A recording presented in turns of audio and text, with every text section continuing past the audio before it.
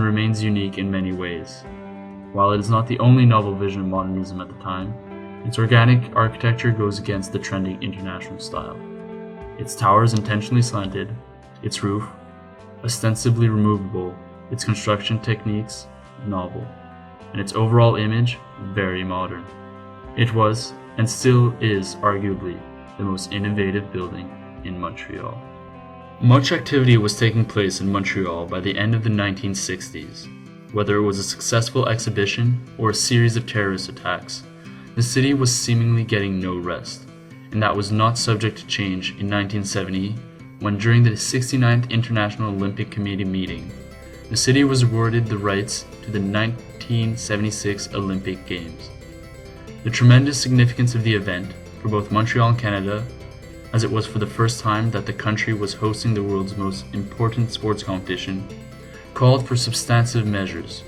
Organizing such an event was no easy task, notably when it came to the construction of the demanded buildings. Jean Drapeau, the mayor of Montreal at the time, had a vision for the main building of the 29th edition of the Summer Olympic Games. His goal was to build a stadium where multiple sports competitions could be held on the same site, thus greatly reducing the movement of the participants from one space to another. Like many other cities have done for major sporting events, the stadium was placed in a rather poor sector of the city with a goal to promote further development within the area, which later on became home to a sports complex and to the Biodome. The only significant element around the stadium was the metro station P9, which opened in time for the Olympics. Being the main access point to all Olympic installations, it was designed by Marcel Raby to be consistent with the stadium. Its forthcoming walls in earth tones and rigid concrete give an impression of calm power intended to soothe the excitement of a spectator heading towards the stadium. It also had very wide passenger access and secondary connections directly to the Angrillon platform near the tunnel of the stadium, to avoid any traffic in the station. Plus, Olympics-themed artwork is very present in P9. On the exterior, the curved form of the eastern entrance is integrated into the stadium's esplanade and repeats the curvature of the monument. Being the author of the Parc des Princes de Paris and the Center of Préparation Pré-Olympique de Font-Romeu, Roger Talibert highly impressed the committee who was in charge of the selection and was hired for the job of designing the Montreal Olympic Stadium. Born in 1926, he is an École de Beaux-Arts graduate who had continued his apprenticeship at the Royal Institute of Technology in Stockholm, where he was introduced to the more constructive approach. His first notable project was to develop a pool in Paris that posed some formally challenging structural difficulties, particularly in its roof design, which he patented and eventually attempted to replicate, to some extent, on the Olympic Stadium. It is that exploit that earned him his diploma from the École des Beaux-Arts and launched his career. There are always critics. Only those who do nothing have no critics. Talibert was a very eccentric figure, and he was not ashamed of expressing his disagreement and anger against the involvement of the politicians in the construction process in Quebec. Of course, his dynamic temper earned him a rough reputation at the time.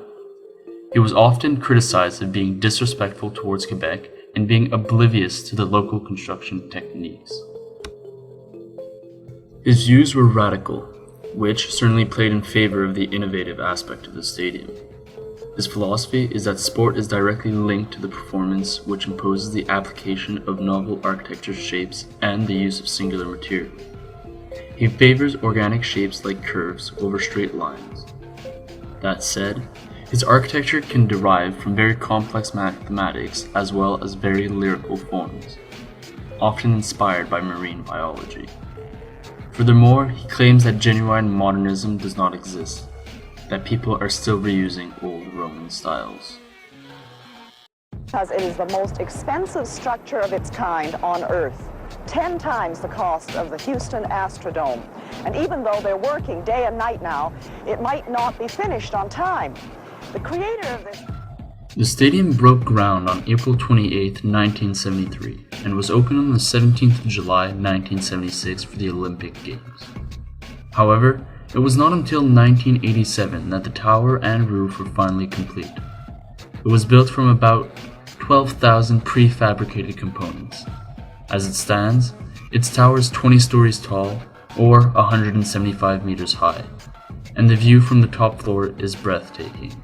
It offers great panoramas of places including, but are not limited to, the Laurentians and Montreal's downtown. The idea of an intentionally slanted tower was very innovative. Compared to other skyscrapers in the world, the Olympic Stadium can be seen as rather short, and yet it still holds the record for the tallest inclined tower of the world today, which goes to say that its originality stands, up to now. To access the top of such a tall tower, an elevator is required. Anyhow, as it is slanted, a funicular is installed on its back instead. The stadium contains 56,000 seats and has received 67 million visitors since. After the Olympics, it became the home to the Montreal Expos, arguably one of the best baseball teams of all time, as well as some Canadian football teams. Nevertheless, ever since the Expos were relocated to Washington in 2004, it has no main tenant. Owned by the government of Quebec, it serves as a large venue on many occasions, namely for concerts and sporting events. Another illustration of the Olympic Stadium's unique personality is that it looks like a giant hand with curved fingers. The 34 cantilever panels, to which 4 shortened panels were added at the base of the tower, establish a flowing geometry for the structure. The stadium's elliptical shape was deliberately made to resemble a seashell, and its contour earned it the name the Big O. The stadium uses a subset of modern architecture called Organic Modern Style, an architecture pioneered by Frank Lloyd Wright. It was one of the many variations of the time trying to differ from, nay, be the antithesis of the international style. The idea behind Wright's take on modernism is to unfold the architecture as if it was a living organism, from the seed within. In the case of the stadium, the design of the building derives from its environment, as if it grows out of the site. The organic modern style also represents the harmony between man-made structures and natural landscapes. Lines and rigid geometry shapes are replaced with more organic shapes such as curves and waves. Although the stadium might seem slightly reminiscent of that philosophy, it isn't, by any means, analogous to Wright's projects, and that can be explained by the fact that Tellier also drew inspiration from Le Corbusier's late projects, directing his architecture towards concrete for its plastic and structural advantages. The stadium also set itself apart from the organic style, in that it does share a few key elements with the international style. For instance, there is a focus on the usability of the building. The shape of the building is designed for maximum visibility, so large arches are used to avoid columns and other visual obstructions. That was made possible by the new forms of concrete and cantilever trusses, as they can be used to build arches without any columns. That blend of style is, once more, a representation of the stadium's novelty. Tellier's visual, poetic, and organic architectural shapes were constructed using very unconventional building methods. The perfect example to illustrate that statement would be the Velodrome, now known as the Biodome. It was one of the single most innovative pieces of architecture at that time.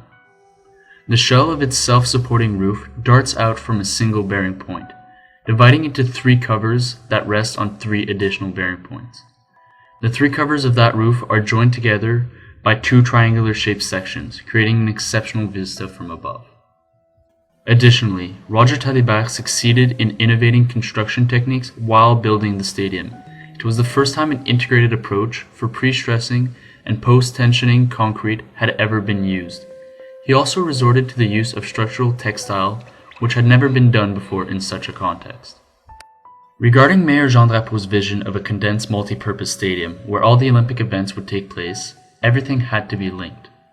For one, the Olympic Stadium is located under the tower rather than being separated from the stadium.